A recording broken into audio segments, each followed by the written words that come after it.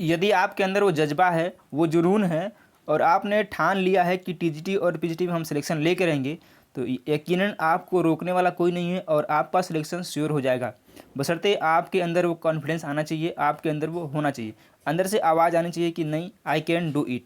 ठीक है, मैं कर सकता हूँ और मैं ही करूँगा। ऐसा यदि आप मान लेंगे और ठान लेंगे तो यकीनन आप जो है सफल हो पाएंगे।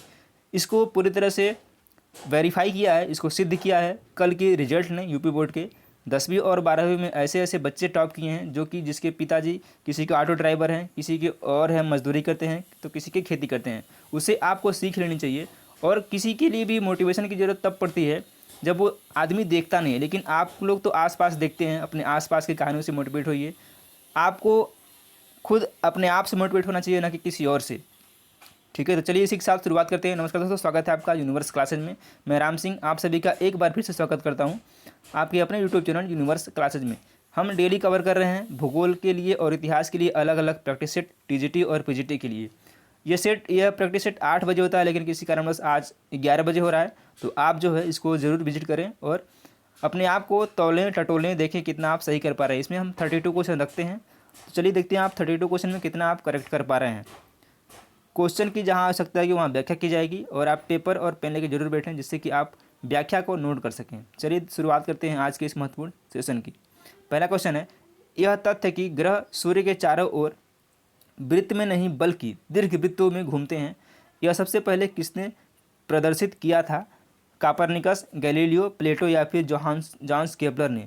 इसको सबसे पहले जो है प्रदर्शित किया था जॉन्स केपलर ने। डी ऑप्शन इसका बिल्कुल करेक्ट है। सर्वप्रथम केपलर ने ही यह स्पष्ट किया था कि ग्रह सूर्य की परिक्रमा दीर्घ वृत्ताकार कक्षा में करते हैं तथा इसने सूर्य को ग्रही कक्षा का केंद्र माना था। यानी कि केपलर ने सूर्य को ग्रही कक्षा का केंद्र माना था। और कापरनिकस ने क्या किया था?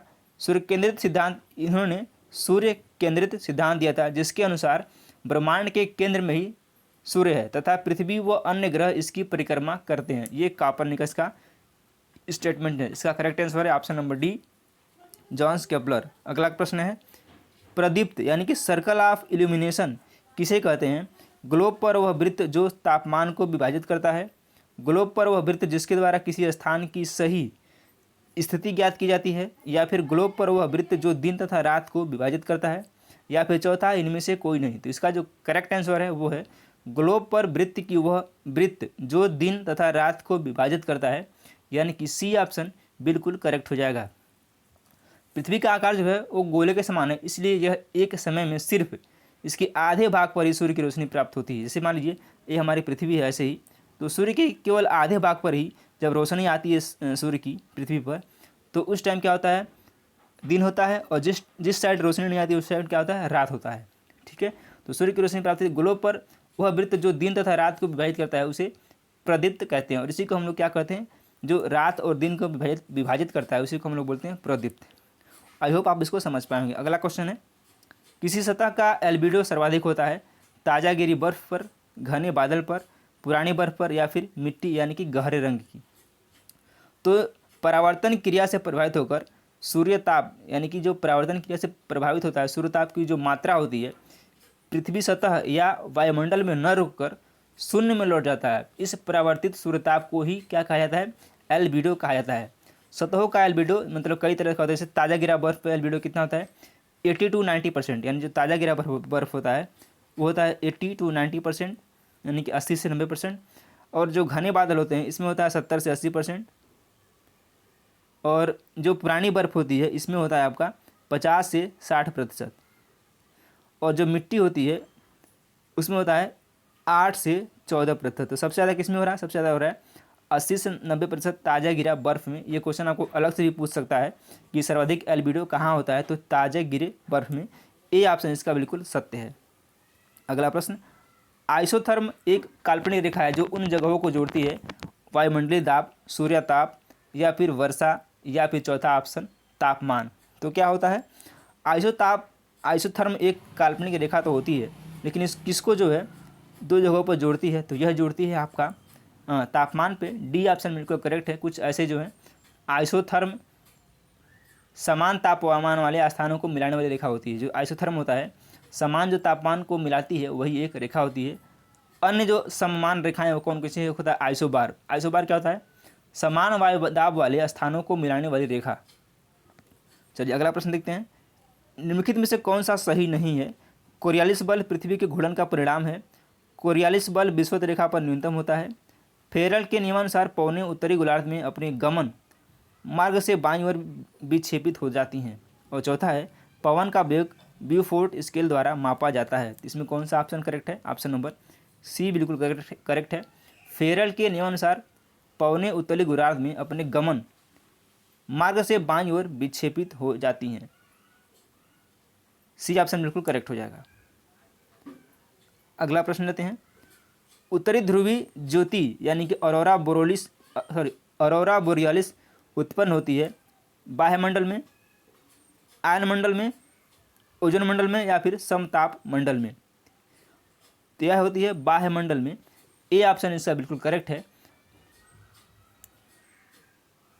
अगला प्रश्न लेते हैं। पृथ्वी का सर्वाधिक आयतन और द्रव्यमान पाया जाता है भूपर्पटी में, मेंटल में, बाह्य क्रोड में या फिर आंतरिक क्रोड में? तो सबसे ज़्यादा जो आयतन और द्रव्यमान पाया जाता है वह पाया जाता है मेंटल में। ऑप्शन नंबर बी इसका बिल्कुल करेक्ट आंसर है जाए। और क्रस्ट के नीचे महो असंबद्धता से लगभग 2900 किलोमीटर की गहराई तक मेंटल पाया जाता है। अगला प्रश्न। निम्नलिखित में कौन बालू पत्थर के रूपांतरण से निर्मित है? स्लेट, क्वार्टजाइट, संगमरमर या फिर क्वार्ट्ज? तो कौन सा है? यह है आपका क्वार्टजाइट। बी ऑप्शन बिल्कुल करेक्ट है। आइए कुछ देखते हैं शैले और उनके मैलिक शैले और उनके कायांतरिक रूप। ये चूना पत्थर क्या होता है? चूना पत्थर जो परिवर्तित होता है संगमरमर में, कोयला ग्रेफाइट में, स्लेट, शैल या फिर अभ्रक, ये स्लेट में, शैल, स्लेट या फिर अभ्रक ये स्लेट में परिवर्तित होता है। फाइलाइट ग्रेवो सर्पेंटाइन में होता है। ग्रेनाइट नीच में बदलता है। और बेसाल्ट या रोयालाइट ये बदलता है सिस्ट में। अगला प्रश्न। विश्व में सर्वाधिक ज्वालामुखी किस पेटी में पाए जाते हैं? मध्य महाद्वीपीय पेटी, अंध महासागरीय पेटी, हिंद महासागरीय पेटी या फिर परिप्रशांत महासागरीय पेटी? किसमें पाए जाते हैं? ये पाए जाते हैं आपके परिप्रशांत पेटी में। डी ऑप्शन बिल्कुल करेक्ट है। लेबेंसरम की संकल्पना किसके द्वारा प्रस्तुत की गई थी? ये आपको बताना है। गैलीलियो, लाप्लास, स्ट्रैबो, रेटजल या फिर रिटर द्वारा? तो यह जो है प्रस्तुत की गई थी आपके रेटजल द्वारा। सी ऑप्शन इसका बिल्कुल करेक्ट आंसर हो जाएगा। अगला प्रश्न लेते हैं। कहीं कोई अनिवार्यता नहीं है, सर्वत्र संभावनाएं हैं, कथन किसका है? एल फेब्रे का, वाइडर डी लाप्लास का, ग्रिफिथ टेलर का या फिर जीन ब्रून्स का? तो किसका कथन है? यह कथन है एल फेब्रे का। ए ऑप्शन बिल्कुल करेक्ट हो जाएगा। प्रादेशिक भूगोल का क्रोड है, यह कथन किसका है? डिकिंसन का, हार्टसोन का, ब्लास का या फिर हरवर्सन का? तो प्रादेशिक भूगोल का क्रोड है, यह कथन है आपके विडल डी लाप्लास का। सी ऑप्शन बिल्कुल करेक्ट हो जाएगा। अगला प्रश्न लेते हैं। भारत में सागरीय तट वाले राज्यों की संख्या कितनी है? 7, 8, 9 या फिर 6? तो जो भारत में सागरीय तट वाले राज्य हैं वह कितने हैं? वह हैं आपके 9। और सबसे बड़ा राज्य कौन सा है? इसका सी है। और सबसे बड़ा जो राज्य है वो है गुजरात। ठीक है, यह है गुजरात, सबसे बड़ा राज्य है। अगला प्रश्न। कश्मीर घाटी निम्नलिखित के बीच है। पीर पंजाल और कराकोरम श्रेणियाँ, पीर पंजाल और जास्कर श्रेणियाँ, जास्कर और लद्दाख, शिवालिक और लद्दाख? तो कश्मीर घाटी किसके बीच है? यह है आपके पीर पंजाल और जास्कर श्रेणी के बीच, यानी कि बी ऑप्शन इसका बिल्कुल करेक्ट हो जाएगा। अगला प्रश्न लेते हैं। भारत में निम्न में से किस मृदा का विस्तार सर्वाधिक है? शुष्क मृदा, लाल व पीली मृदा, जलोढ़ मृदा या फिर लेटेराइट मृदा? तो भारत में जिस मृदा का सर्वाधिक विस्तार है वह मृदा है जलोढ़ मृदा। सी ऑप्शन बिल्कुल करेक्ट हो जाएगा। चलिए अगले प्रश्न में पढ़ते हैं। महासागर की सतह पर किसी निश्चित स्थान पर 2 क्रमिक ज्वारों के घटित होने में समय अंतराल कितना होता है? 12 घंटे, 12 घंटे 26 मिनट, 24 घंटे या फिर 24 घंटे 52 मिनट? कितनी होती है? यह होती है 12 घंटे 26 मिनट। बी ऑप्शन आपका बिल्कुल सत्य है। अगला प्रश्न लेते हैं। महासागर की खाड़ी महासागर की खड़ी काट में तीव्र लवणता परिवर्तन के क्षेत्र के रूप में निम्नलिखित में से किसे जाना जाता है? ताप प्रवणता, हेलोक्लाइन, प्रकाशीय क्षेत्र या फिर पिक्नोलाइन। तो इसको जाना जाता है हेलोक्लाइन के नाम से। बी ऑप्शन बिल्कुल करेक्ट है। कालस्वर्ग कटक रिज की स्थिति निम्नलिखित में से किस सागरीय विस्तार में है? अरब सागर, लाल सागर, बंगाल की खाड़ी या फिर फारस की खाड़ी। तो इसमें किसका विस्तार है, किस सागर में विस्तार है, ये आपको बताना था। तो यह जो विस्तार है यह है लाल सागर में। बी ऑप्शन आपका बिल्कुल करेक्ट हो जाएगा। सॉरी ये अरब सागर में है, ये अरब सागर में इसका विस्तार है। ऑप्शन नंबर ए करेक्ट हो जाएगा। अगला प्रश्न है, इसको बताना है निम्नलिखित में से कौन सुमेलित नहीं है? पनामा नहर ये किसको जोड़ती है? मैक्सिको की खाड़ी एवं प्रशांत महासागर को। स्वेज नहर लाल सागर एवं अरब सागर को। कील नहर बाल्टी सागर एवं उत्तरी सागर को। इसमें बताना है कौन सा सही सुमेलित नहीं है। तो इसका जो करेक्ट आंसर है वो है बी। 1 और 2 सही सुमेलित नहीं है, बाकी दोनों सुमेलित हैं। बताना है स्वेज नहर किसको जोड़ती है? स्वेज नहर जोड़ती है लाल सागर और भूमध्य सागर को। स्वेज नहर जो लाल सागर और भूमध्य सागर को जोड़ती है। और पनामा नहर किसको जोड़ती है? ये प्रशांत महासागर को अटलांटिक महासागर से जोड़ती है। प्रशांत महासागर को अटलांटिक से जोड़ती है, ये अटलांटिक से जोड़ेगी। चलिए अगला प्रश्न लेते हैं। तापमान प्रतिलोपन के लिए आदर्श परिस्थितियाँ कौन सी है? मेघाच्छादन आकाश, तेज हवाएं, जाड़े की लंबी रात, ठंडी शुष्क हवा। तो कौन सी हो जाएगा? ये हो जाएगा आपका ऑप्शन नंबर डी 3 और 4, यानी कि जाड़े की लंबी रात और ठंडी शुष्क हवा। अगला प्रश्न है, विषुवत वृत्त के समीप अपेक्षाकृत लवणता कम होने के कारण में क्या सम्मिलित है? भारी वर्षा, उच्च अपेक्षित आर्द्रता, मेघाच्छादन या फिर डोल ड्रम की स्थिति। तो बताना है कौन सा ये सम्मिलित है। तो इसमें जो सम्मिलित है वो 1, 2, 3 और 4 सभी सम्मिलित हैं, यानी कि भारी वर्षा, उच्च सापेक्षिक आर्द्रता, मेघाच्छादन आकाश और डोल ड्रम की स्थिति, चारों सम्मिलित हैं। अगला प्रश्न है, सूची 1 को सूची 2 से मिलाना है, ये बताना है कौन सा है। ये घास का मैदान है और ये देश है लानोज। तो लानोज कहाँ पे है? लानोज है वेनेजुएला में। 1 का 2। प्रेरिज कहाँ पे है? प्रेरिज यूएसए में है। बी का 3। पंपास कहाँ पे है? तो पंपास अर्जेंटीना में है। और डाउन्स कहाँ पे है? डाउन्स ऑस्ट्रेलिया में। यानी कि ए का 2, बी का 3, ए का 2, बी का 3, यानी कि डी ऑप्शन बिल्कुल करेक्ट हो जाएगा। ए का 2, बी का 3, सी का 4 और डी का 1। चलिए अगला प्रश्न लेते हैं। पारिस्थितिकी तंत्र शब्द का प्रयोग निम्नलिखित वैज्ञानिकों में सर्वप्रथम किसने किया था? E.P. Odum, Frederick Clement, A.G. Tansley या फिर चार्ल्स सदरलैंड। तो आपको पता होगा ये क्वेश्चन बेसिक क्वेश्चन है, कई बार एग्जाम में पूछा गया है। E.G. टांसले ने किया था। सी ऑप्शन इसका बिल्कुल करेक्ट हो जाएगा।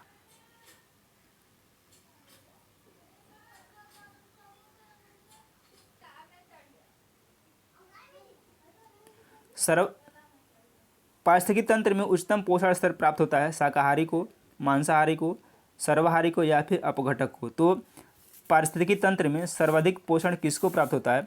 तो यह प्राप्त होता है सर्वाहारी को। सी ऑप्शन बिल्कुल करेक्ट हो जाएगा।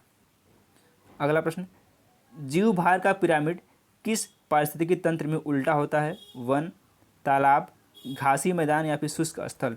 तो जो जीव भार का पिरामिड होता है किस स्थिति पारिस्थितिकी तंत्र में उल्टा होता है? तो यह होता है आपका तालाब में। बी ऑप्शन आपका बिल्कुल करेक्ट हो जाएगा।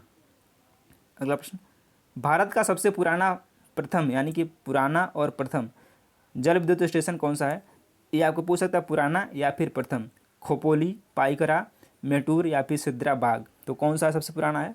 यह सिद्रा बाग। डी ऑप्शन बिल्कुल आपका करेक्ट हो जाएगा। और सिद्रा बाग कहाँ पर स्थित है?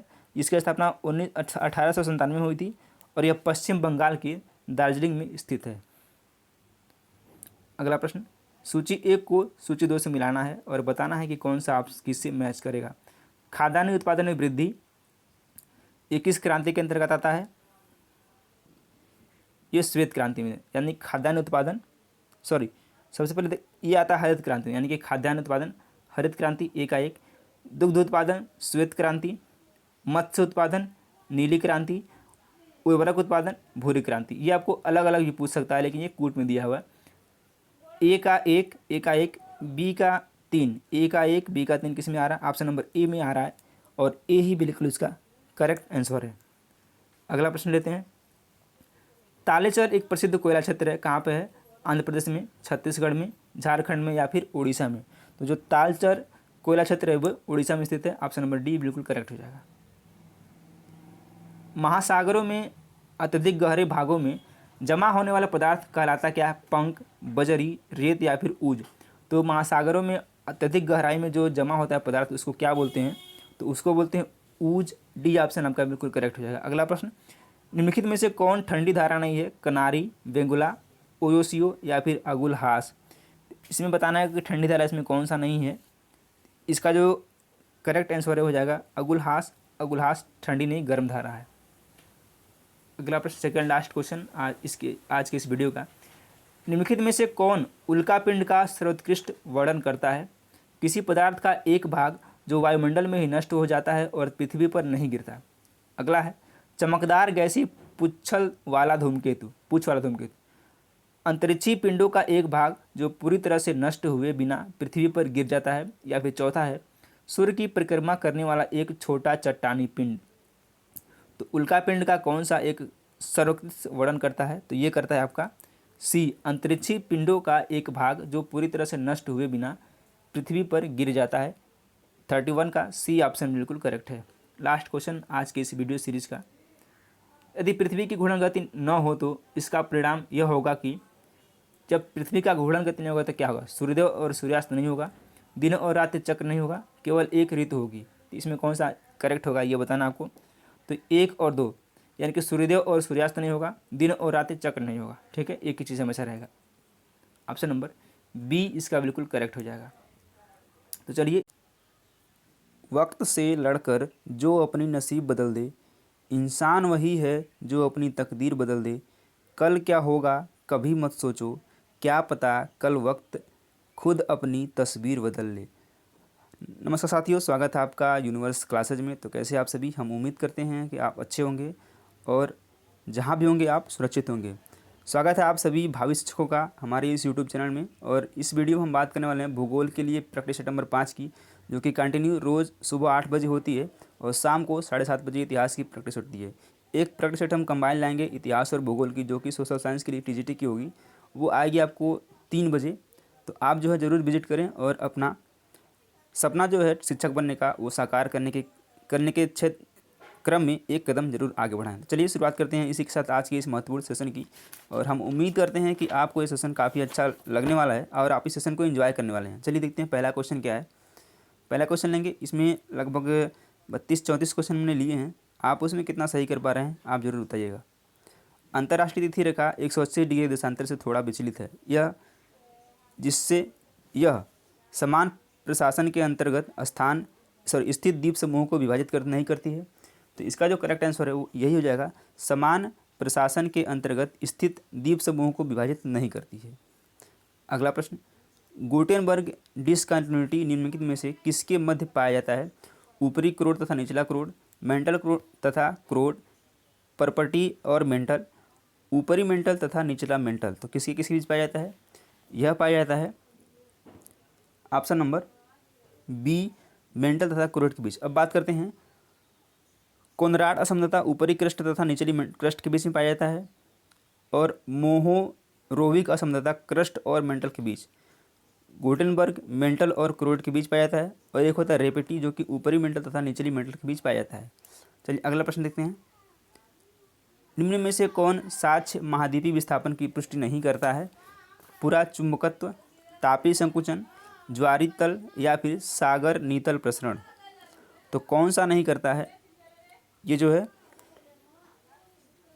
तापीय संकुचन महाद्वीपीय विस्थापन की पुष्टि नहीं करता है, बाकी ये तीनों करते हैं। चलिए अगला प्रश्न लेते हैं, निम्नलिखित में से कौन सा अंक विश्व की मुख्य टेक्टोनिक प्लेटों की सही संख्या दर्शाता है?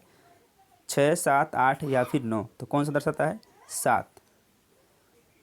अगले प्रश्न की तरफ बढ़ते हैं, निम्नलिखित भू आकृति प्रक्रियाओं में से किसके द्वारा अंडों की टोकरी जैसी स्थलाकृति बनती है? नदी जल द्वारा, हिमनद कार्य, वायु कार्य या फिर समुद्री लहरों के कार्य। तो किसके द्वारा बनती है? ये बनती है हिमनद कार्य के द्वारा। ऑप्शन नंबर बी बिल्कुल करेक्ट है। पैंक के अनुसार अपवर्तन चक्र की अंतिम अवस्था को कहा जाता है? पेनी प्लेन, पान प्लेन, प्लेन या फिर इंड्रम्फ। तो क्या कहा जाता है? इसको बोला जाता है इंड्रम्फ। ऑप्शन नंबर डी बिल्कुल करेक्ट हो जाएगा। वायुमंडल में उपस्थित ओजोन परत की ऊंचाई कितनी है? 15 से 60 किलोमीटर, 10 से 15 किलोमीटर, 60 से 80 किलोमीटर या फिर इनमें से कोई नहीं। तो वायुमंडल में उपस्थित ओजोन परत की जो ऊंचाई है वो है 15 से 60 किलोमीटर। ये है। आपको पता है कि ओजोन लेयर जो होती है हमारी अल्ट्रावायलेट किरणों से सुरक्षा करती है, तो इसका ऑप्शन बिल्कुल नंबर 1 करेक्ट है। अगला प्रश्न, निम्नलिखित स्थानीय पवनों में से किसे हिमभक्षी यानी कि स्नो ईटर कहा जाता है? चिनूक, सिराको, हरमटन या फिर खमसिन। तो इसको बोलते हैं चिनूक को। ए ऑप्शन आपका बिल्कुल करेक्ट हो जाएगा। अगला प्रश्न, ट्रक खेती एक विशेष प्रकार की खेती होती है, चाय की, ट्रकों की, गेहूं की या फिर सब्जियों की। जो तो ट्रक खेती जो होती है वह होती है आपके सब्जियों की एक विशेष प्रकार की खेती। अगला प्रश्न है, वाणिज्यिक खेती की विशेषताएं निम्नलिखित में से कौन सी है? किसान बाजार के लिए फसलों को उगाते हैं, कृषि क्षेत्रों का बाजार से अच्छा संपर्क होता है, कृषि क्रियाएं मुख्यतः हाथों से की जाती हैं या फिर कृषि छोटे क्षेत्रों तक ही सीमित हैं। इसका जो करेक्ट आंसर है वो है ऑप्शन नंबर ए, किसान बाजार के लिए फसलों को उगाते हैं। A option will be your right answer.